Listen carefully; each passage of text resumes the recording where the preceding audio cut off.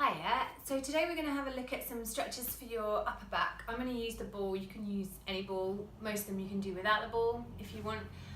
Often, particularly in women, we get that sort of slight flexion and hunch through our upper back. Sometimes in running it can become a little bit exaggerated. It comes from working at a computer, driving the car, looking after little people. It's usually a bit more pronounced after breastfeeding, pushing prams, buggies, all of that kind of stuff.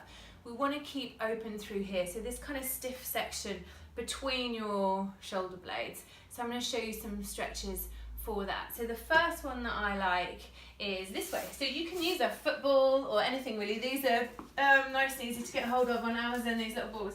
Support your head, and then you're going to see if you can just open back over the ball. You can stay there and never come up if you want to. It's a really good stretch to open out through your chest. You can bring your abdominals in and bring yourself back up, or yeah, you can just use it for the stretch of it. So just open it all out and kind of stay there.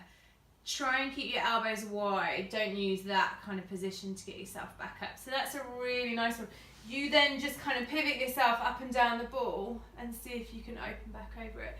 You can do that also with a foam roller horizontally that way. The foam roller is just a little bit more hardcore. We do a mermaid stretch, so to get you moving a bit more side to side. So with your hand on the ball, it just lets you keep rolling into it a little bit more and then coming back up.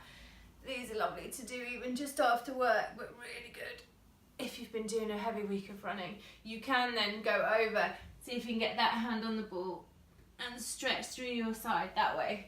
That one's lovely. And then the last one, I'll show you with the ball, but you can do it without, is called thread the needle. So put that to one side, come on to hands and knees. You can open that way to start off with, and then you can put your hand on the ball and try and get all the way through and under. Come on up, and then up and out that way. Without the ball, what's actually quite nice is just to kind of stay there and roll back into your shoulder and give that a really good stretch. Don't neglect your upper back. If you can't get open here, it's going to drop you into a little bit of a hip flex position when you're running as well, and that's not ideal biomechanically. So if we can open you up here, take some of the stress and strain here, put you in a really lovely position around your pelvis to get running, and it just feels nice to open up around there, so enjoy it.